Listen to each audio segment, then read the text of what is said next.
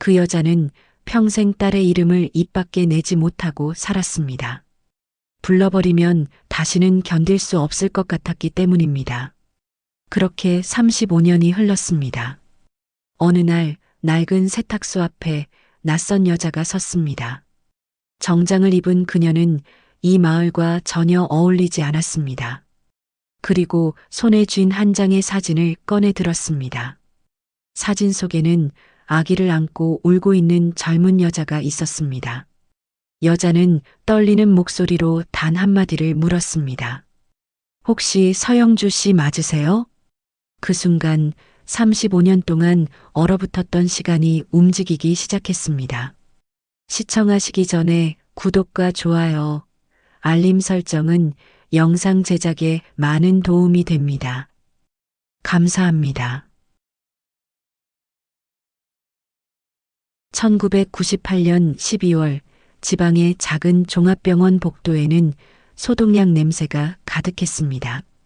야간 근무를 서던 23세의 간호조무사 서영주는 그날따라 시계만 자꾸 쳐다봤습니다. 퇴근 시간이 가까워질수록 가슴이 조여왔습니다. 영주야, 오늘 얼굴이 왜 그래? 어디 아파? 선배 간호사의 물음에 영주는 괜찮다고 고개를 저었습니다. 하지만 괜찮지 않았습니다. 뱃속에는 5달째 자라고 있는 생명이 있었고 그 아이의 아버지는 석 달 전 교통사고로 세상을 떠났습니다. 민준이라는 이름의 그 남자는 영주에게 청혼했던 사람이었습니다. 내년 봄에 결혼하자던 그의 목소리가 아직도 귓가에 맴돌았습니다. 그런데 약속한 반지를 사러 가던 길에 그는 돌아오지 못했습니다. 병원 월급은 고작 45만 원이었습니다. 원룸 월세 20만 원을 내고 나면 남는 돈으로는 자신 하나 먹고 살기도 빠듯했습니다. 아이를 키운다는 건 상상조차 할 수 없는 일이었습니다. 엄마, 저 정말 어떡해요? 영주는 시골에 계신 어머니께 전화를 걸었습니다. 하지만 수화기 너머로 들려온 건 한숨뿐이었습니다. 우리가 돈이 어디 있니? 내 아버지 병원비도 모자라는 판에. 아버지는 당뇨 합병증으로 투석을 받고 계셨습니다. 집안 형편은 영주보다 더 나쁠 지경이었습니다. 그날 밤 영주는 원룸으로 돌아와 창밖을 바라봤습니다. 첫눈이 내리고 있었습니다. 민준이가 살아있었다면 야, 첫눈이다 하며 좋아했을 텐데. 영주는 배를 쓰다듬으며 중얼거렸습니다. 미안해.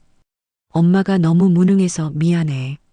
다음 날 영주는 용기를 내서 병원 원장실을 찾아갔습니다. 원장님, 제가 임신을 했는데요. 출산 휴가를 쓸 수 있을까요? 원장은 서류를 보다 말고 고개를 들었습니다. 그리고 안경을 벗으며 말했습니다. 미혼모는 병원 이미지에 안 좋아. 자네가 알아서 처리하든지 아니면 그만두든지. 영주는 그 자리에서 사직서를 냈습니다. 원장실을 나오는 영주의 눈에서는 눈물이 흘러내렸지만 복도를 지나는 환자들 앞에서는 참아야 했습니다. 병원을 그만둔 뒤 영주는 편의점, 식당, 주유소 아르바이트를 전전했습니다. 하지만 배가 불러오자 어디서도 받아주지 않았습니다. 아줌마, 우리 힘든 일인데 임산부는 좀. 죄송합니다만 저희는 젊고 건강한 분을 찾아서요. 문이 닫히는 소리가 영주의 귓가에 계속 울렸습니다. 1999년 2월 영주는 작은 산부인과에서 딸을 낳았습니다. 2.8kg의 작은 아기였습니다. 간호사가 아이를 안겨주자 영주는 그제야 울음을 터뜨렸습니다. 수아야, 우리 수아야. 민준이가 좋아하던 동백꽃의 순수함을 담아 수아라는 이름을 지었습니다. 하지만 기쁨도 잠시, 영주는 퇴원비조차 마련하지 못해 병원에 사정해야 했습니다. 다음 달에 꼭 갚겠습니다. 일자리 구하는 대로. 산부인과 원장은 한숨을 쉬며 고개를 끄덕였습니다. 원룸으로 돌아온 영주는 아이를 재우고 구인 광고를 뒤졌습니다. 하지만 육아 가능이라고 적힌 일자리는 단 하나도 없었습니다. 밤마다 수아는 배고파 울었고 영주도 함께 울었습니다. 엄마가 미안해. 밥도 제대로 못 챙겨줘서. 분유값을 아끼려 영주는 하루에 밥 한 끼만 먹었습니다. 그러다 길에서 쓰러진 적도 있었습니다. 지나가던 아주머니가 깨워주지 않았다면 어떻게 됐을지 모를 일이었습니다. 그때였습니다. 우편함에 낯선 편지 한 통이 들어왔습니다. 발신인은 해외 임양기관이었습니다. 영주는 떨리는 손으로 봉투를 뜯었습니다. 더 나은 환경에서 아이를 키울 가정을 찾아드립니다. 편지에는 미국의 한 중산층 가정 사진이 동봉되어 있었습니다. 넓은 정원이 있는 집, 환하게 웃는 부부. 영주는 자신의 8평 원룸을 둘러봤습니다. 곰팡이 핀 벽지, 고장난 보일러, 밀린 공과금 고지서들. 한 달 동안 영주는 잠을 이루지 못했습니다. 수아를 안고 밤새 울기만 했습니다. 어느 날 새벽 굶주림에 지쳐 늘어진 수아를 보며 영주는 결심했습니다. 이게 너를 살리는 길이야. 1999년 3월 15일 눈이 내리는 날이었습니다. 영주는 입양기관 사무실로 향했습니다. 수아를 마지막으로 안아보는 시간, 영주는 아이의 작은 손가락을 하나하나 만져봤습니다. 수아야, 엄마를 미워하지 마. 엄마는 그냥 내가 살았으면 좋겠어. 배고프지 않고 따뜻한 곳에서 살았으면 좋겠어. 서류에 사인하는 순간 영주의 손은 너무 떨려서 이름 석자를 쓰는 데만 5분이 걸렸습니다. 펜에서 번진 잉크가 눈물과 섞였습니다. 손도장으로 하셔도 됩니다. 직원의 말에 영주는 고개를 저었습니다. 아니요. 제 손으로 써야 해요. 이건 엄마가 할 수 있는 마지막이니까. 수아를 넘겨주는 순간 영주의 가슴에서 무언가가 무너져 내렸습니다. 아이를 안고 가는 직원의 뒷모습을 보며 영주는 그 자리에 주저앉았습니다. 수아야, 미안해. 엄마가 못나서 미안해. 그날 밤 영주는 수아가 쓰던 작은 담요를 안고 밤새 울었습니다. 담요에서는 아직 아이의 냄새가 났습니다. 달콤하고 따뜻한 엄마만 아는 그 냄새. 다음 날부터 영주는 수아의 이름을 단 한 번도 부르지 않았습니다. 부를 수가 없었습니다. 그 이름을 부르는 순간 자신이 무너져 내릴 것 같았으니까요. 창밖에는 여전히 눈이 내리고 있었습니다. 하얗고 차가운 눈송이들이 영주의 창문을 두드렸습니다. 마치 엄마 나 여기 있어요라고 말하는 것처럼. 그렇게 서영주의 스물셋 봄은 눈처럼 차갑게 얼어붙었습니다. 2000년 봄 서영주는 고향으로 돌아왔습니다. 서울행 버스에서 내린 영주의 모습은 1년 전과 완전히 달랐습니다. 24의 나이였지만 눈빛은 훨씬 더 나이 들어 보였습니다. 영주야 왔니? 버스 정류장에서 기다리던 어머니 김정숙은 딸을 껴안으려다 멈칫했습니다. 영주의 몸이 너무 말라 있었기 때문입니다. 겨울 외투 안에서 뼈만 앙상하게 만져졌습니다. 엄마. 영주는 그 한마디만 하고 어머니 품에 쓰러졌습니다. 그날 밤 영주는 이틀 동안 잠만 잤습니다. 깨어나지 않는 딸을 보며 정숙은 눈물을 흘렸습니다. 우리가 돈이 좀만 있었어도 고향 마을은 작았습니다. 골목길을 걸으면 모두가 영주를 알아봤습니다. 그리고 수군거렸습니다. 저 집 딸 서울 가더니 애 낳고 왔다더라. 쯧쯧 요즘 애들은 버릇이 없어서. 그래도 애는 어쩌고 키우나? 영주는 그런 말들을 들으면서도 고개를 들지 못했습니다. 부끄러워서가 아니라 그저 아무 감정도 느껴지지 않았기 때문입니다. 아버지 서만식이 운영하던 깨끗한 세탁소는 마을 입구에 있었습니다. 30년 된 가게였지만 낡은 간판과 오래된 세탁기들로 가득했습니다. 하루 매출은 평균 3만 원 정도였습니다. 아버지, 제가 도와드릴게요. 영주는 다음 날부터 세탁소 일을 시작했습니다. 아침 6시에 문을 열고 밤 9시에 닫았습니다. 하루 종일 옷을 빨고 말리고 다림질했습니다. 다림질하는 시간이 가장 길었습니다. 뜨거운 증기가 피어오르는 다리미를 옷가미에 눌렀다 떼기를 반복했습니다. 그러면서 영주는 멍하니 유리창 밖을 바라봤습니다. 수아는 지금 뭘 하고 있을까?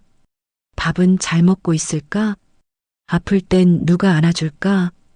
하지만 그런 생각을 입 밖에 낼 수는 없었습니다.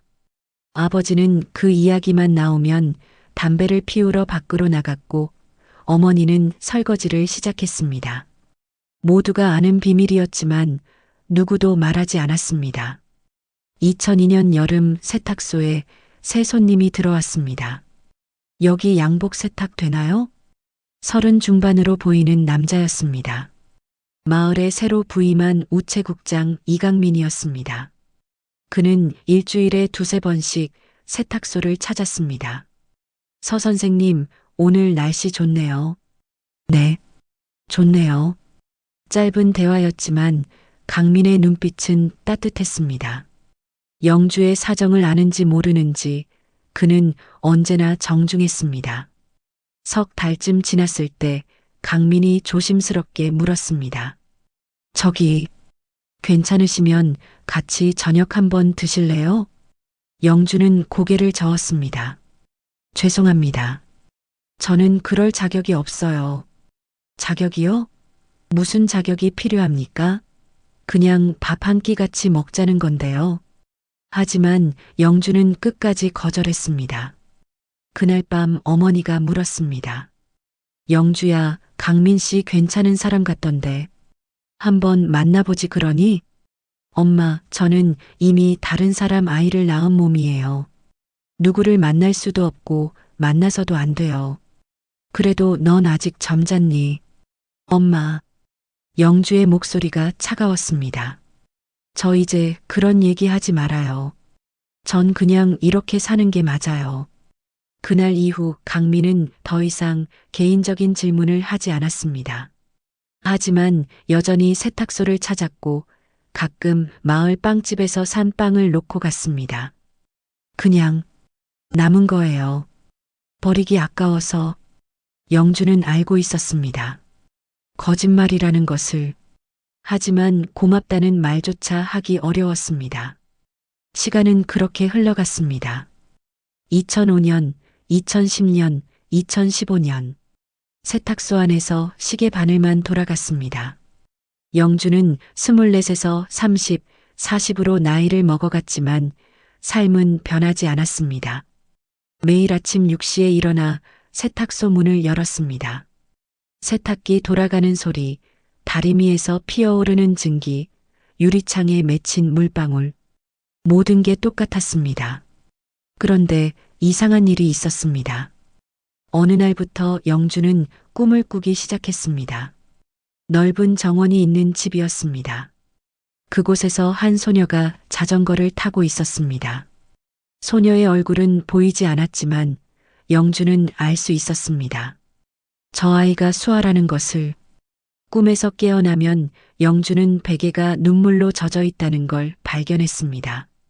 그리고 중얼거렸습니다. 잘 자라고 있구나. 다행이다. 2018년 가을, 아버지 서만식이 쓰러졌습니다. 뇌졸중입니다. 빨리 발견해서 다행이에요. 의사의 말에 영주는 안도했지만 아버지는 그 후로 말을 잘하지 못했습니다. 왼쪽 팔다리도 불편했습니다. 아버지, 제가 다 할게요. 걱정 마세요. 영주는 그때부터 아버지와 어머니를 모두 돌봐야 했습니다. 어머니도 관절염으로 거동이 불편했기 때문입니다. 세탁소 일, 부모님 병원 모시기, 집안일. 하루가 모자랐습니다. 영주는 점점 더 말라갔습니다. 영주야, 너 몸 좀 챙겨 먹어라. 괜찮아요, 엄마. 전 튼튼해요. 하지만 괜찮지 않았습니다. 어느 날 영주는 거울을 보다가 깜짝 놀랐습니다. 거울 속 여자는 마치 60대처럼 보였습니다. 고작 43인데도 내 인생은 이게 전부인가. 그런 생각이 들 때마다 영주는 고개를 저었습니다. 아니야. 수아가 행복하게 살고 있다면 그걸로 충분해. 2020년 코로나가 터졌습니다. 세탁소 손님이 뚝 끊겼습니다. 사람들이 집 밖으로 나오지 않았기 때문입니다. 영주야, 문 닫아야 하는 거 아니냐? 아버지, 조금만 더 버텨봐요. 곧 나아질 거예요. 하지만 상황은 나아지지 않았습니다. 월세도 밀렸고 전기료도 내지 못했습니다. 영주는 밤마다 계산기를 두드렸습니다. 그때였습니다. 영주 씨, 괜찮으시면 제가 좀 도와드릴까요? 강민이었습니다. 이제 50대 중반이 된 그는 여전히 세탁소를 찾았습니다. 아니에요. 괜찮아요. 괜찮아 보이지 않는데요. 이거라도 받으세요. 강민은 봉투 하나를 내밀었습니다. 영주가 거절하자 그는 카운터에 놓고 갔습니다. 봉투 안에는 100만 원이 들어 있었습니다. 영주는 그날 밤 처음으로 누군가에게 전화를 걸었습니다. 강민 씨, 고맙습니다. 꼭 갚을게요. 천천히 하세요. 저 기다릴 수 있어요.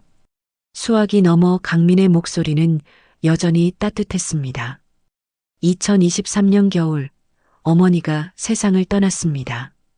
영주야, 미안하다. 엄마가 힘들게 해서. 엄마, 그런 소리 하지 마세요. 전 괜찮아요. 수아, 그 애는 잘 살고 있겠지? 어머니의 마지막 질문이었습니다. 영주는 고개를 끄덕였습니다.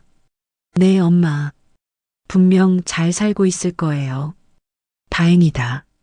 그럼, 됐다. 어머니의 장례를 치르는 동안 영주는 눈물을 흘리지 않았습니다. 이미 눈물이 다 말라버린 것 같았습니다.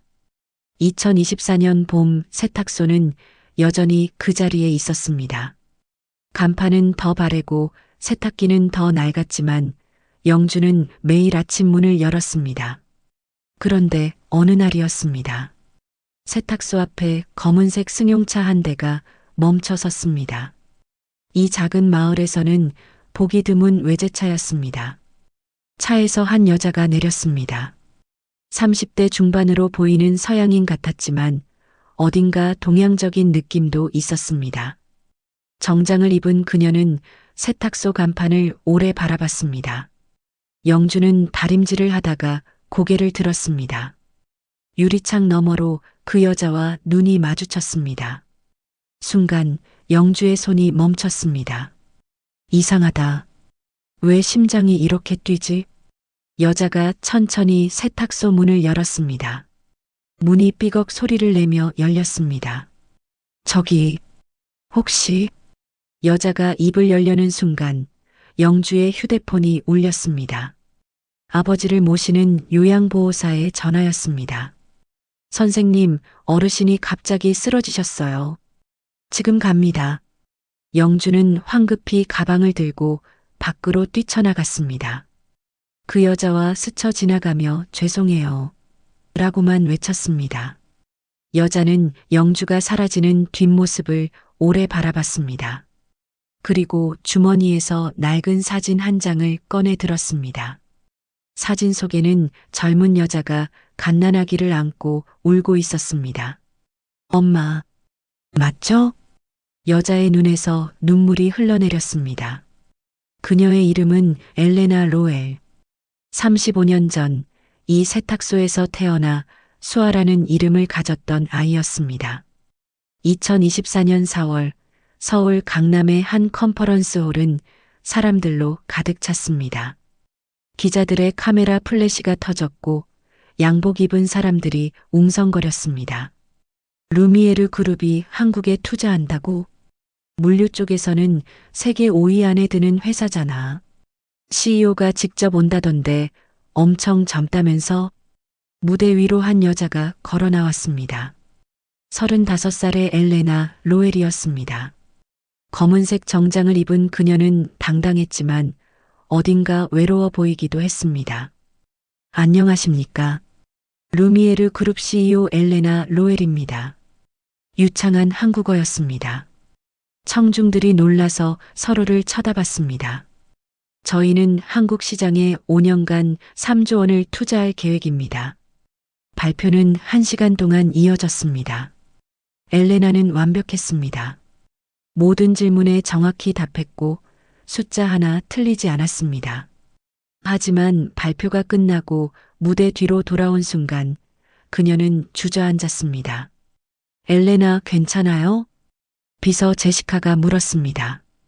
엘레나는 고개를 끄덕이며 물을 마셨습니다. 괜찮아요. 그냥 긴장했어요. 거짓말이었습니다. 엘레나는 긴장한 게 아니었습니다. 두려웠습니다. 오늘 발표가 끝나면 해야 할 일이 있었기 때문입니다. 그날 밤 엘레나는 호텔방에서 낡은 상자 하나를 꺼냈습니다. 미국에서 가져온 것이었습니다. 상자 안에는 몇 가지 물건이 들어 있었습니다. 아기 때 입었던 작은 옷 한 벌, 수아라고 쓰인 낡은 이름표, 그리고 한 장의 사진. 사진 속 젊은 여자는 갓난아기를 안고 울고 있었습니다. 여자의 얼굴은 눈물 범벅이었지만 아기를 안은 손은 너무나 조심스러웠습니다. 엘레나는 그 사진을 오래 바라봤습니다. 엄마. 그 단어가 입 밖으로 나오자 가슴이 터질 것 같았습니다. 엘레나는 미국 오하이오주의 한 중산층 가정에서 자랐습니다. 양부모인 제임스와 수잔 로엘은 좋은 사람들이었습니다. 사랑도 많이 주었습니다. 하지만 엘레나는 늘 느낄 수 있었습니다. 자신이 다르다는 것을. 엘레나, 너 어디서 왔어? 초등학교 때 친구들이 물었습니다. 한국. 한국이 어디야? 중국이랑 같은 거야? 아니, 다른 나라야. 그럼 너 진짜 엄마는? 그 질문에 엘레나는 대답할 수 없었습니다. 양부모는 그저 너를 사랑하는 엄마가 있었단다라고만 말해주었으니까요. 15살 생일날 엘레나는 양어머니에게 물었습니다. 엄마, 제 진짜 엄마에 대해 알고 싶어요. 수자는 한참을 망설이다 상자 하나를 건넸습니다. 이게 전부야. 입양기관에서 받은 거란다. 상자 안에 있던 사진을 본 순간 엘레나는 숨이 멎었습니다. 자신을 안고 우는 여자. 그 여자의 얼굴에는 사랑과 미안함이 동시에 담겨 있었습니다. 그날 밤 엘레나는 처음으로 서영주라는 이름을 알았습니다. 사진 뒤에 연필로 희미하게 적혀 있었습니다. 수아에게 엄마가 미안해. 사랑해. 마이너스 영주. 엘레나는 그날부터 한국어를 배우기 시작했습니다. 인터넷으로 독학했고 대학에서는 동아시아학을 전공했습니다. 양부모는 이해하지 못했습니다. 왜 그렇게 한국에 집착하니? 제 뿌리를 알고 싶어요. 하지만 진실은 달랐습니다. 엘레나는 언젠가 엄마를 만나고 싶었습니다. 그 여자가 왜 자신을 보냈는지, 정말로 사랑했는지 확인하고 싶었습니다. 대학을 졸업한 뒤 엘레나는 물류회사에 취직했습니다. 밤낮 없이 일했습니다. 5년 만에 지역 매니저가 되었고 10년 만에 부사장이 되었습니다. 당신은 일 중독자예요. 동료들이 말했습니다. 맞는 말이었습니다. 엘레나는 일할 때만 외로움을 잊을 수 있었습니다. 그러던 어느 날 회사가 한국 시장 진출을 결정했습니다. 엘레나, 한국 프로젝트 맡아줄 수 있어? 네, 하겠습니다. 엘레나는 즉시 대답했습니다. 이건 기회였습니다. 35년 만에 찾아온 기회. 한국에 오기 전 엘레나는 사립탐정을 고용했습니다. 서영주라는 사람을 찾아주세요. 1999년경 지방 도시에 살았고 딸을 해외 입양 보냈어요. 한 달 뒤 탐정이 전화를 걸어왔습니다.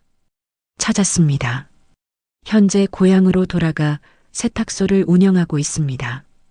엘레나는 그 순간 울음을 터뜨렸습니다. 35년을 기다렸습니다. 드디어 엄마를 찾았습니다. 하지만 기쁨도 잠시, 두려움이 밀려왔습니다.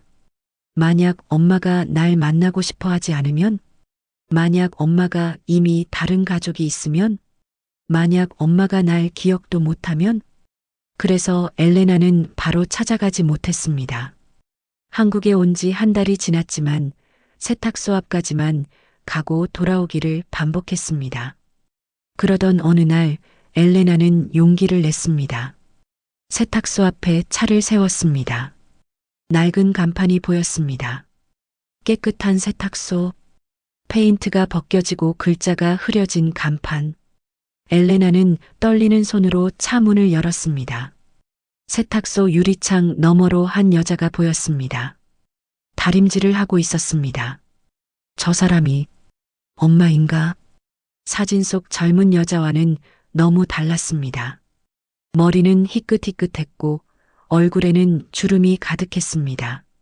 하지만 눈빛은 사진과 똑같았습니다. 엘레나가 한 발 다가가려는 순간 그 여자가 고개를 들었습니다. 두 사람의 눈이 마주쳤습니다. 순간 시간이 멈춘 것 같았습니다. 엘레나는 알 수 있었습니다. 저 여자도 무언가 느꼈다는 것을, 설명할 수 없는 이끌림을.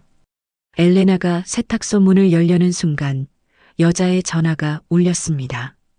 여자는 황급히 가방을 들고 뛰쳐나갔습니다. 엘레나와 스쳐 지나가며 죄송해요. 라고만 외쳤습니다. 엘레나는 그 자리에 서서 여자가 사라지는 뒷모습을 바라봤습니다. 가방을 메고 뛰어가는 작은 뒷모습, 어깨가 축 처진 세상의 무게를 다 짊어진 것 같은 뒷모습. 엄마. 엘레나는 주머니에서 사진을 꺼냈습니다. 35년 전 젊은 여자와 방금 본 여자. 두 사람은 달랐지만 분명히 같은 사람이었습니다. 엘레나는 세탁소 앞 벤치에 앉았습니다. 기다리기로 했습니다. 1시간이 지났습니다. 2시간이 지났습니다. 해가 지기 시작했습니다. 세탁소 불은 여전히 꺼져 있었습니다. 엘레나, 호텔로 돌아가시죠. 내일 다시 오시면 돼요. 비서 제시카가 말했지만 엘레나는 고개를 저었습니다. 아니에요. 기다릴래요. 하지만 언제 올지. 괜찮아요. 전 35년을 기다렸어요. 몇 시간쯤은 아무것도 아니에요. 밤 8시가 넘어서야 영주가 돌아왔습니다. 택시에서 내린 영주는 지쳐 보였습니다. 그리고 세탁소 앞 벤치에 앉아 있는 엘레나를 발견했습니다. 저기, 아직도 계셨어요? 엘레나가 일어섰습니다. 가로등 불빛 아래서 두 사람은 다시 마주 봤습니다. 혹시 서영주 씨 맞으세요? 영주의 얼굴이 굳었습니다. 네. 그런데 누구시죠? 엘레나는 떨리는 손으로 사진을 꺼냈습니다. 그리고 영주에게 내밀었습니다. 이 사진, 아세요? 영주가 사진을 받아들었습니다. 가로등 불빛 아래서 사진을 보는 순간 영주의 손이 떨리기 시작했습니다. 이건 저예요. 그때 그 아기. 영주의 눈이 커졌습니다. 사진을 보고 엘레나를 보고 다시 사진을 봤습니다. 수아. 그 이름을 부르는 순간 영주의 다리에 힘이 풀렸습니다. 세탁소 문에 기대지 않았다면 쓰러졌을 것입니다. 안 돼. 이럴 수 없어. 넌 지금. 엄마. 엘레나가 한 걸음 다가갔습니다. 전 엘레나 로엘이에요. 미국에서 자랐어요. 하지만 제 진짜 이름은 수아예요. 영주는 고개를 저었습니다. 눈물이 흘러내렸습니다. 아니야. 넌 행복하게 살아야 해. 나 같은 사람은 만나면 안 돼. 엄마, 전 행복했어요. 좋은 부모님 만났고 좋은 교육 받았어요. 그건 다 엄마 덕분이에요. 아니야. 난, 난 널 버렸어. 엄마 자격도 없어. 영주는 그 자리에 주저앉았습니다. 35년 동안 참아온 눈물이 터져 나왔습니다. 엘레나도 무릎을 꿇었습니다. 두 사람은 세탁소 앞 좁은 골목에서 서로를 마주보며 울었습니다. 미안해. 엄마가 미안해. 엄마가 못나서 미안해. 아니에요, 엄마. 엄마는 절 살렸어요. 엄마가 아니었으면 전 지금 여기 없었어요. 한참을 울던 엘레나가 조심스럽게 손을 내밀었습니다. 엄마, 안아도 돼요? 영주는 대답 대신 엘레나를 끌어안았습니다. 35년 만에 다시 안아보는 딸. 갓난아기였던 수아는 이제 엄마보다 키가 컸습니다. 수아야, 우리 수아야. 네, 엄마. 저 왔어요. 이제 왔어요. 그날 밤 세탁소 앞 가로등 아래서 엄마와 딸은 한참을 울었습니다. 35년의 그리움이 눈물로 쏟아졌습니다. 지나가던 마을 사람들이 고개를 갸웃거렸지만 두 사람은 신경 쓰지 않았습니다. 오직 서로만 보였습니다. 35년을 기다린 이 순간만이 존재했습니다. 세탁소 안은 조용했습니다. 엘레나와 영주는 낡은 소파에 나란히 앉아 있었습니다. 한참 동안 아무도 말을 하지 못했습니다. 차 한 잔 드릴게요. 영주는 떨리는 손으로 보리차를 따랐습니다. 컵을 들다가 놓치고 다시 들다가 또 놓쳤습니다. 엘레나가 조심스럽게 영주의 손을 잡았습니다. 엄마, 제가 할게요. 그 한마디에 영주는 또 눈물을 흘렸습니다. 엄마라는 단어. 35년 동안 듣고 싶었던 그 단어. 미안해.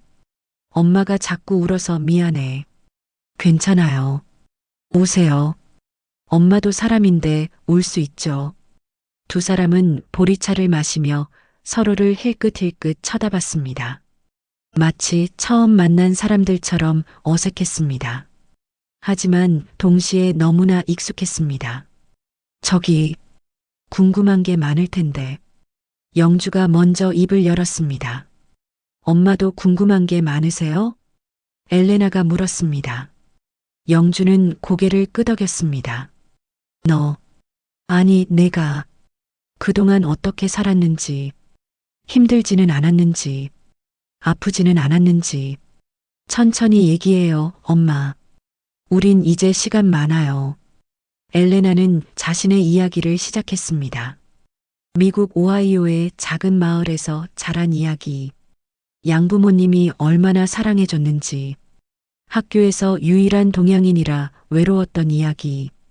초등학교 때는 정말 힘들었어요. 애들이 자꾸 너 중국인이야? 하고 물어봤거든요. 그럴 때 많이 외로웠겠다. 네.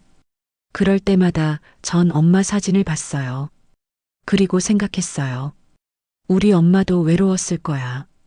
나보다 더 힘들었을 거야 라고. 영주의 눈에서 또 눈물이 흘렀습니다. 엘레나는 계속 이야기했습니다. 대학에서 동아시아학을 공부한 이야기, 회사에 들어가 밤낮 없이 일한 이야기, 그리고 한국에 오기로 결심한 이야기. 사실 한국에 온 지 한 달이 넘었어요. 그랬구나. 그런데 왜 이제야? 무서웠어요. 엄마가 날 만나고 싶어 하지 않을까봐. 엄마가 이미 새로운 가족이 있을까봐. 영주는 고개를 저었습니다. 아니야. 엄마는 평생 너만 생각했어. 알아요, 엄마. 이제 알아요. 밤이 깊어갔습니다. 두 사람은 끝없이 이야기했습니다. 35년 동안 못다한 이야기들이 쏟아졌습니다. 그때 세탁소 문이 열렸습니다. 영주야, 아직도 안 자니? 불이 켜져 있길래. 강민이었습니다. 그는 엘레나를 보고 잠시 멈칫했습니다. 아, 손님이. 강민 씨. 영주가 일어섰습니다. 그리고 떨리는 목소리로 말했습니다. 제 딸이에요. 수아. 제 딸 수아가 돌아왔어요. 강민의 눈이 커졌습니다. 그는 한참을 멍하니 엘레나를 바라봤습니다. 그리고 천천히 고개를 숙였습니다. 그렇군요. 축하합니다. 영주 씨. 그의 목소리는 떨렸습니다. 강민은 20년 넘게 영주 곁에 있었습니다. 영주가 얼마나 딸을 그리워했는지 잘 알았습니다. 들어오세요. 같이 차라도. 아니에요. 오늘은 가족끼리 있으세요. 전 내일 다시 올게요.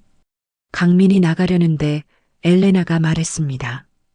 혹시 우체국장님이세요? 네, 그렇습니다만. 엄마한테 많이 들었어요. 힘들 때마다 도와주셨다고. 엘레나가 일어나 깊이 인사했습니다. 감사합니다. 제 엄마를 돌봐주셔서. 강민은 손을 저었습니다. 아니에요. 전 그냥 당연한 일을 했을 뿐이에요. 강민이 나간 뒤 영주가 말했습니다. 저 사람 좋은 사람이에요. 알아요. 엄마를 좋아하시는 것 같던데요? 영주는 고개를 저었습니다. 그럴 리 없어. 나 같은 사람을. 엄마, 왜 그렇게 말해요? 엄마는 충분히 좋은 사람이에요. 수아야. 아니, 엘레나라고 불러주세요. 전 이제 엘레나예요. 영주는 잠시 망설이다 고개를 끄덕였습니다. 그래, 엘레나. 그 이름을 부르는 게 어색했지만 영주는 노력했습니다. 다음 날 아침 엘레나는 영주에게 제안했습니다. 엄마, 오늘 아버지, 할아버지 뵈러 가도 될까요? 영주의 얼굴이 어두워졌습니다. 아버지는 많이 편찮으셔. 뇌졸중으로 쓰러지신 뒤로 말도 잘 못하시고. 그래도 뵙고 싶어요. 할아버지니까요. 요양원으로 가는 길 영주는 계속 손을 비볐습니다. 아버지가 놀라실 거야. 너무 놀라서 또 쓰러지시면 어떡하지. 천천히 말씀드리면 돼요, 엄마. 요양원 2층 작은 방. 서만식은 휠체어에 앉아 창밖을 바라보고 있었습니다. 영주가 문을 열었습니다. 아버지, 저 왔어요. 만식은 천천히 고개를 돌렸습니다. 그리고 영주 옆에 선 엘레나를 봤습니다. 그의 눈빛이 흔들렸습니다.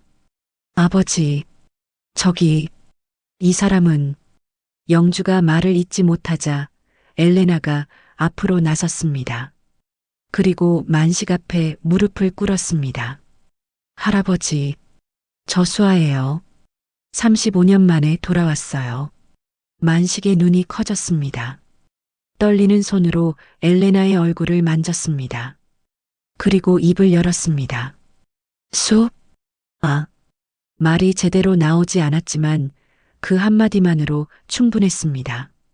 만식의 눈에서 눈물이 흘러내렸습니다. 미안하다. 할아버지가 돈이 없어서. 아니에요, 할아버지. 괜찮아요. 전 잘 컸어요. 건강하게 자랐어요.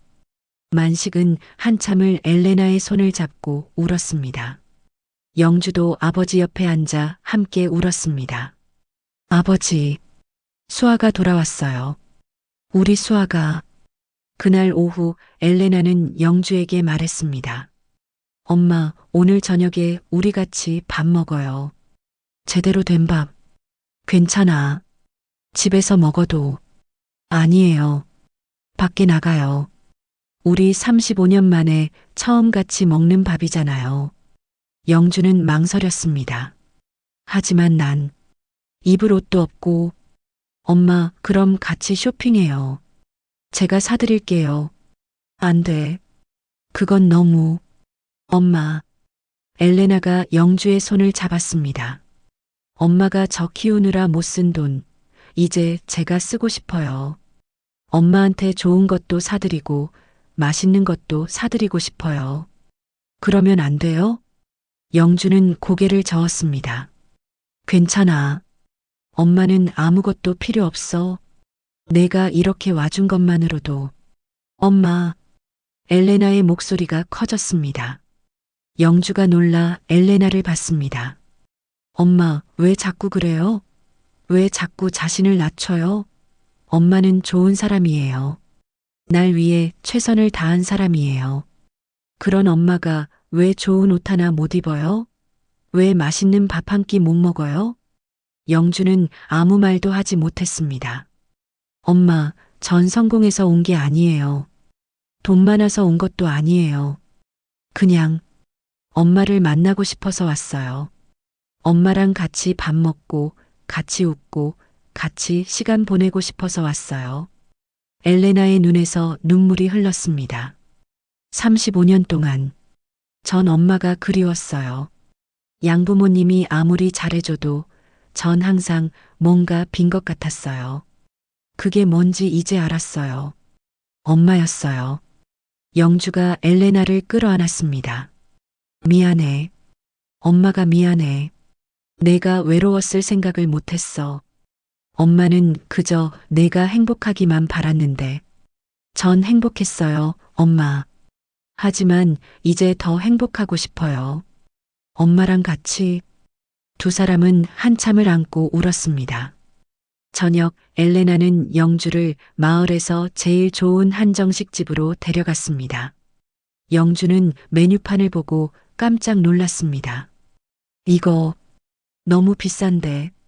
괜찮아요, 엄마. 오늘은 특별한 날이니까. 음식이 나오기 시작했습니다. 영주는 젓가락을 들었다 놓기를 반복했습니다. 왜 안 드세요, 엄마? 너무 아까워서. 엄마 먹으려고 시킨 거예요. 드세요. 영주는 조심스럽게 반찬을 집어 먹었습니다. 그리고 눈을 감았습니다. 맛있다. 그죠? 엄마 앞으로 이런 데 자주 와요. 우리 둘이. 그래도 너무 자주는. 엄마. 엘레나가 웃으며 말했습니다. 엄마, 전 CEO예요. 돈 많아요. 이 정도는 아무것도 아니에요. 하지만 엄마가 35년 동안 절 위해 참은 거 생각하면 이건 정말 아무것도 아니에요. 식사를 마치고 나오는 길 영주가 물었습니다. 엘레나야, 너 정말 괜찮은 거니? 엄마 같은 사람하고 시간 보내도? 엘레나가 멈춰섰습니다. 엄마, 왜 자꾸 엄마 같은 사람이라고 해요? 엄마는 그냥 엄마예요. 세상에서 제일 소중한 사람이에요. 하지만 엄마는 아무것도 못 해줬잖아. 엄마, 절 살려준 게 아무것도 아니에요? 제가 이렇게 숨 쉬고 있는 게 누구 덕분이에요? 엄마 덕분이잖아요. 영주는 또 눈물을 흘렸습니다. 고마워. 이렇게 생각해줘서. 당연한 거예요, 엄마. 그날 밤 세탁소로 돌아온 두 사람은 오랫동안 이야기했습니다. 앞으로의 계획에 대해서. 엄마, 저랑 같이 서울 가요. 엘레나가 조심스럽게 제안했습니다. 뭐? 엄마, 이제 세탁소 그만하고 저랑 같이 살아요. 아버지도 좋은 병원으로 모시고. 영주는 고개를 저었습니다. 안 돼. 엄마는 여기서 살아야 해. 왜요? 이게 엄마 자리니까. 엄마 자리는 제 옆이에요. 엘레나의 목소리가 단호했습니다. 엄마, 35년 동안 엄마 없이 살았어요. 이제 남은 시간은 같이 살고 싶어요. 안 돼요? 영주는 한참을 망설이다 말했습니다. 시간 좀 줘. 생각할 시간. 네, 엄마. 천천히 생각하세요. 전 기다릴 수 있어요. 그날 밤 영주는 잠을 이룰 수 없었습니다. 엘레나는 호텔로 돌아갔고 세탁소에는 영주 혼자 남았습니다. 정말 갈 수 있을까? 35년을 이곳에서 살았는데, 하지만 동시에 다른 생각도 들었습니다. 수아가 돌아왔다. 내 딸이 날 찾아왔다. 이게 꿈이 아니라면. 영주는 거울을 봤습니다. 주름진 얼굴, 희끗한 머리, 58배 나이. 나, 엄마 자격이 있을까? 하지만 엘레나의 목소리가 들리는 것 같았습니다. 엄마는 충분히 좋은 사람이에요. 그날 밤 영주는 처음으로 수아의 이름을 큰 소리로 불렀습니다. 수아야. 35년 만에 부르는 이름. 그 이름이 입 밖으로 나오는 순간 영주의 가슴 속에서 무언가 녹아내렸습니다. 얼어붙었던 봄이 천천히 오고 있었습니다. 일주일이 지났습니다. 엘레나는 매일 세탁소를 찾았습니다. 때로는 아침에, 때로는 저녁에 영주와 함께 밥을 먹고 이야기를 나누고 그냥 곁에 앉아 있었습니다. 엄마, 오늘은 뭐 하세요? 다림질. 해야지. 제가 도와드릴까요? 아니야. 넌 그냥 앉아 있어. 하지만 엘레나는 일어나 앞치마를 둘렀습니다. 엄마, 전 일하는 거 좋아해요. 가만히 있으면 답답해요. 두 사람은 나란히 서서 다림질을 했습니다. 증기가 피어오르고 세탁기가 돌아가고 햇살이 유리창으로 들어왔습니다. 엘레나야. 네, 엄마. 너, 회사 일은 괜찮은 거니? 매일 이렇게 와도? 엘레나가 웃었습니다. 엄마, 전 CEO예요. 제가 스케줄 정하는 거예요.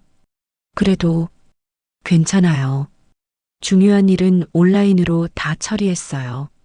그리고 솔직히 말하면 엘레나가 다리미를 내려놓고 영주를 봤습니다. 엄마랑 있는 게 제일 중요한 일이에요. 영주의 눈에 또 눈물이 고였습니다. 왜 엄마는 맨날 우세요? 엘레나가 웃으며 물었습니다. 너무 행복해서. 그날 오후 강민이 세탁소를 찾았습니다. 손에는 작은 꽃다발이 들려 있었습니다. 이거 마침 길에서 파는 걸 봐서요. 강민은 영주가 아닌 엘레나에게 꽃을 건넸습니다. 환영합니다. 정식으로 인사를 못 드렸네요. 감사합니다, 강민 씨. 엘레나가 꽃을 받으며 말했습니다. 우체국장님, 제 엄마 잘 부탁드려요. 네. 강민이 당황하자 엘레나가 웃었습니다. 엄마가 서울 갈 때까지요. 그동안 엄마 곁에 있어 주세요. 영주가 깜짝 놀라 엘레나를 봤습니다. 엘레나야, 넌. 엄마, 전 기다릴 수 있어요. 엄마가 준비될 때까지. 강민은 잠시 망설이다 고개를 끄덕였습니다. 그러죠. 제가 옆에 있겠습니다. 그의 목소리는 조용했지만 단호했습니다. 2주가 지났습니다. 어느 날 저녁 영주가 엘레나에게 물었습니다. 엘레나야, 너 미국에 돌아가야 하는 거 아니니? 회사 일 때문에 곧 돌아가야 해요. 하지만 한 달에 한 번은 올 거예요. 한 달에 한 번씩 한국을 오다니. 너무 힘들잖아. 괜찮아요, 엄마. 비행기로 12시간이면 돼요. 그리고 엘레나가 잠시 말을 멈췄다가 계속했습니다. 엄마가 서울로 오면 더 자주 볼 수 있잖아요. 영주는 아무 말도 하지 않았습니다. 엄마, 아직도 고민되세요? 응. 35년을 여기서 살았는데 떠나는 게 쉽지 않아. 알아요, 엄마. 그래서 천천히 생각하라고 했잖아요. 그런데 말이야. 영주가 조심스럽게 말했습니다. 엄마가 서울 가면 넌 나한테 질리지 않을까? 네. 엄마는 아무것도 모르잖아. 서울에서 어떻게 살아야 하는지, 뭘 해야 하는지. 나 때문에 내가 힘들어지면 어떡하니? 엘레나가 영주의 손을 꼭 잡았습니다. 엄마, 전 엄마한테 질릴 수 없어요. 35년 동안 그리워했는데 어떻게 질려요? 하지만 엄마, 전 그냥 엄마랑 같이 있고 싶어요. 아침에 일어나서 엄마 얼굴 보고 저녁에 같이 밥 먹고 주말에 같이 산책하고 그런 평범한 일상이 하고 싶어요.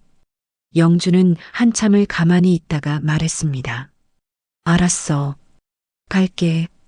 정말요? 응. 엄마도 너랑 같이 있고 싶어. 남은 시간은 같이 보내고 싶어. 엘레나가 영주를 꼭 껴안았습니다. 고마워요, 엄마. 고맙긴. 엄마가 더 고맙지. 한 달 뒤 세탁소 문을 닫는 날이었습니다. 마을 사람들이 하나둘 모여들었습니다. 영주야, 정말 가는 거야? 응. 이제 딸이랑 살기로 했어. 그 딸, 대단하던데? CEO라며? 응. 믿기지 않지만 영주는 세탁소를 둘러봤습니다. 30년 넘게 일했던 곳, 다림질하며 수없이 눈물 흘렸던 곳. 하지만 이제는 떠날 시간이었습니다. 엄마 괜찮아요? 엘레나가 물었습니다. 응, 괜찮아. 영주는 마지막으로 세탁소 불을 껐습니다. 그리고 문을 잠갔습니다. 잘 있어. 작은 목소리로 중얼거렸습니다. 강민이 다가왔습니다. 영주 씨, 서울 가서도 연락해요. 그럴게요.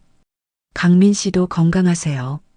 전 가끔 서울 갈 일 있으면 연락해도 될까요? 영주가 미소 지었습니다. 오랜만에 짓는 진짜 미소였습니다. 언제든지요. 서울로 가는 차 안에서 영주는 창밖을 바라봤습니다. 익숙한 풍경들이 점점 멀어졌습니다. 엄마, 후회 안 해요? 응, 이제는 안 해. 엘레나가 준비한 아파트는 한강이 보이는 곳이었습니다. 넓고 깨끗했습니다.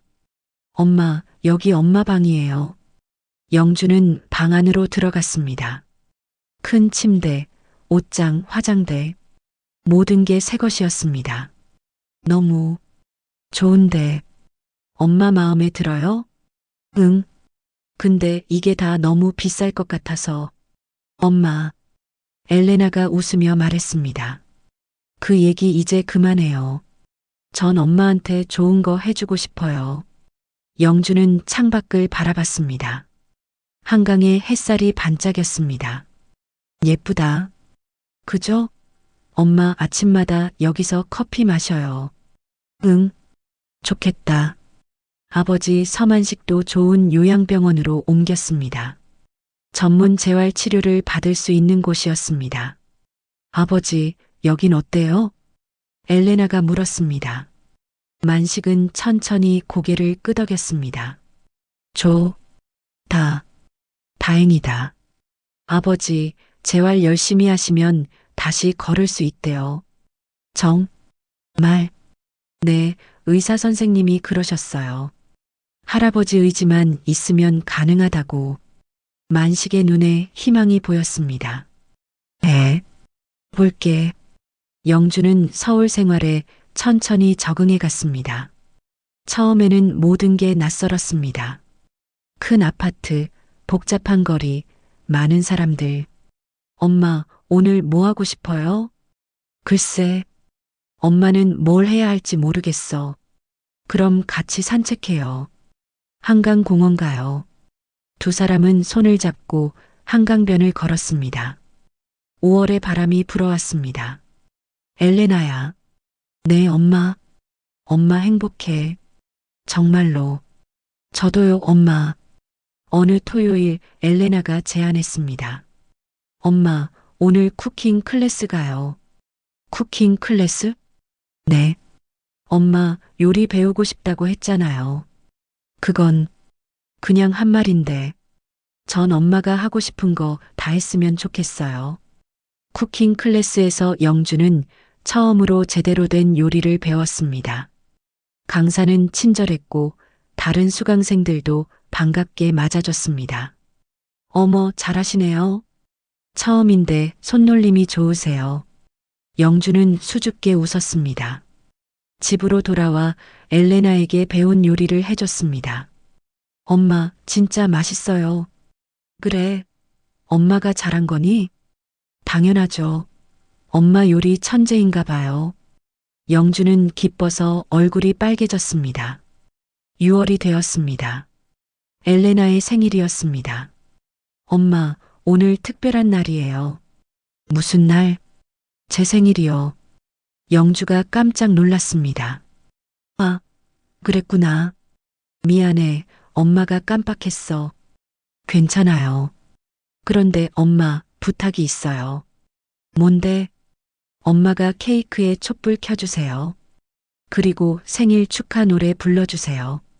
영주의 눈에 눈물이 고였습니다. 그래.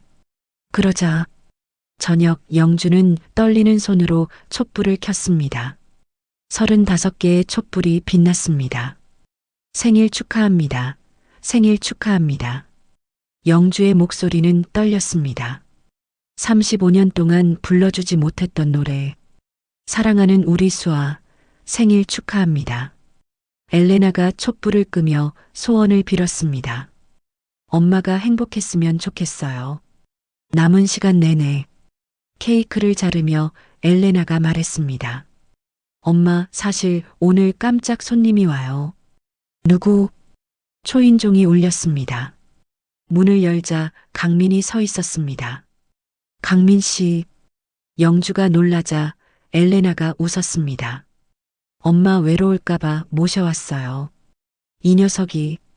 강민이 들어와 작은 선물 상자를 내밀었습니다. 엘레나 씨 생일 선물이에요. 고마워요, 우체국장님. 같이 케이크 드세요. 네 사람은 함께 케이크를 먹었습니다. 영주, 엘레나, 강민, 그리고 요양병원에서 외출 나온 만식. 할아버지, 오늘 제 생일이에요. 엘레나가 말했습니다. 축. 안다. 만식이 느리게 말했습니다. 감사해요, 할아버지. 그날 밤 모두가 돌아간 뒤 엘레나와 영주는 거실에 앉았습니다. 엄마, 행복해요? 응. 꿈만 같아. 저도요. 엄마랑 같이 있으니까. 영주가 엘레나의 손을 잡았습니다. 수아야. 아니, 엘레나야. 네, 엄마. 고마워. 엄마를 찾아와줘서. 엄마 곁에 있어줘서. 엄마, 저도 고마워요. 절 낳아줘서. 제가 살 수 있게 해줘서. 엄마가 미안해. 엄마, 이제 미안하다는 말 그만해요. 대신 사랑해라고 해요. 영주는 잠시 망설이다 말했습니다. 사랑해. 우리 딸.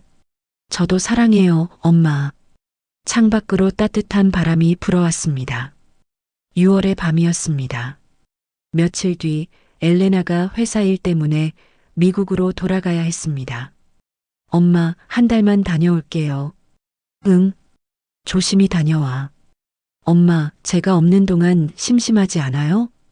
괜찮아. 요리 수업도 있고 아버지 병문안도 가야 하고. 그래도 외로우면 언제든 전화해요. 화상 통화도 하고. 알았어. 넌 일 열심히 하고. 공항에서 헤어지며 영주가 엘레나를 꼭 껴안았습니다. 잘 다녀와. 우리 딸. 네, 엄마. 금방 올게요. 엘레나가 떠난 뒤 영주는 혼자 아파트로 돌아왔습니다. 처음으로 혼자 있게 되었습니다. 하지만 외롭지 않았습니다. 집 안 곳곳에 엘레나의 흔적이 있었으니까요. 냉장고에 붙은 메모, 거실 소파 위 쿠션, 엘레나가 좋아하는 향초. 영주는 엘레나 방 앞에 서서 문을 열었습니다. 책상 위에 액자가 하나 놓여 있었습니다. 35년 전 그 사진. 젊은 영주가 갓난 수아를 안고 있는 사진. 하지만 그 옆에 새로운 사진이 하나 더 있었습니다. 지난주에 찍은 사진. 58배 영주와 35의 엘레나가 한강변에서 웃고 있는 사진. 영주는 두 사진을 번갈아 봤습니다. 35년의 시간이 느껴졌습니다. 우리 참 멀리 왔네. 그날 밤 영주는 엘레나에게 처음으로 먼저 전화를 걸었습니다. 여보세요? 엘레나야, 엄마야. 엄마, 잘 도착했어요? 응. 너는? 전 아직 비행기 아니에요. 지금 이륙하려고요. 그래. 조심히 가. 엄마, 전화해줘서 고마워요. 응. 엄마도 네 목소리 듣고 싶었어. 짧은 통화였지만 두 사람은 행복했습니다. 한 달이 지나고 엘레나가 돌아왔습니다. 공항에서 영주가 기다리고 있었습니다. 엄마, 엘레나가 뛰어와 영주를 안았습니다. 보고 싶었어요, 엄마. 엄마도. 집으로 가는 차 안에서 엘레나가 말했습니다. 엄마, 다음 달에 할아버지 생일이에요. 맞다. 아버지 팔순이시네. 큰 파티예요. 가족들 다 모아서. 가족이라고 해봐야 우리밖에 없는데 강민 아저씨도 오시라고 할 거예요. 그리고 엘레나가 미소 지었습니다. 양부모님도 모실 거예요. 뭐, 미국에서? 네. 엄마 꼭 만나고 싶어 하세요. 저를 키워준 엄마랑 저를 낳아준 엄마. 영주는 놀라서 아무 말도 못했습니다. 일주일 뒤 공항에서 영주는 떨리는 마음으로 기다렸습니다. 백발의 노부부가 나타났습니다. 수잔과 제임스 로웰이었습니다. You must be UNGJO. 수잔이 영어로 말하자 엘레나가 통역했습니다. 엄마가 영주 씨시죠? 영주는 고개를 숙여 인사했습니다. 감사합니다. 제 딸을 키워주셔서. 수잔이 영주의 손을 잡았습니다. 생크 유포 기빙어스 엘러나. 엄마한테 엘레나를 보내줘서 고맙다고 하셔요. 두 엄마는 말없이 서로를 껴안았습니다. 둘 다 울고 있었습니다. 만식의 팔순 잔치날 작은 한정식 집이 사람들로 가득했습니다. 만식, 영주, 엘레나, 수잔, 제임스, 강민. 그리고 요리 수업에서 만난 영주의 새 친구들. 할아버지, 생일 축하드려요. 엘레나가 케이크를 가져왔습니다. 만식은 느리게 웃었습니다. 맙다. 할아버지, 재활 열심히 하셔서 이제 휠체어 없이도 조금 걸으시잖아요. 응, 더 열심히 할게. 저녁 식사 중에 수잔이 영주에게 말했습니다. We are so proud of 엘레나. 엘레나가 통역했습니다. 엄마가 엘레나를 자랑스럽게 생각한대요. 영주가 대답했습니다. 저도요. 제 딸이 이렇게 훌륭하게 자라서 감사합니다. You did the hardest thing. You let her go so she could have a better life. 엄마가 가장 힘든 선택을 하셨대요. 엘레나가 더 나은 삶을 살 수 있도록 보내주신 거라고. 영주는 고개를 숙였습니다. 눈물이 떨어졌습니다. 미안해요. 제가 무능해서. No, you are brave. 아니래요. 엄마가 용감했대요. 그날 밤 파티가 끝나고 모두가 돌아간 뒤 엘레나와 영주는 한강변을 걸었습니다. 엄마, 오늘 행복했어요? 응. 너무 행복해서 꿈 같아. 엄마, 이제부터 매일매일이 이럴 거예요. 그럴까? 네. 우리 함께니까. 영주가 멈춰서서 하늘을 올려다봤습니다. 별이 빛나고 있었습니다. 수아야. 네, 엄마. 엄마가 정말 행복해. 저도요, 엄마. 두 사람은 손을 잡고 다시 걸었습니다. 한강에는 야경이 반짝였고 따뜻한 바람이 불었습니다. 35년을 돌아온 봄. 늦었지만 분명히 봄은 와 있었습니다. 세탁소 유리창에 맺혔던 서리는 녹았고 얼어붙었던 시간은 흐르기 시작했습니다. 영주는 이제 매일 아침 일어나 커피를 마시며 한강을 봅니다. 요리 수업에 가고 아버지를 만나러 가고 엘레나가 퇴근하기를 기다립니다. 엘레나는 한 달에 한 번 미국을 다녀오고 돌아올 때마다 엄마를 꼭 안아줍니다. 강민은 가끔 서울에 올라와 영주와 차를 마십니다. 두 사람 사이에 조용한 애정이 자라고 있습니다. 만식은 재활을 열심히 해서 지팡이만 짚고 걸을 수 있게 되었습니다. 그리고 어느 겨울날 첫눈이 내렸습니다. 엄마, 첫눈이에요. 엘레나가 창밖을 가리켰습니다. 영주는 창가에 서서 눈을 바라봤습니다. 35년 전 그날도 눈이 내렸습니다. 수아를 보내던 그날. 엄마, 왜 그래요? 슬퍼 보여요. 아니야. 슬픈 게 아니라. 영주가 엘레나를 봤습니다. 고마워. 돌아와줘서. 엄마, 전 항상 엄마 딸이었어요. 떨어져 있었을 뿐이지. 그래. 넌 항상 엄마 딸이었지. 두 사람은 창밖의 눈을 함께 바라봤습니다. 하얗게 내리는 눈.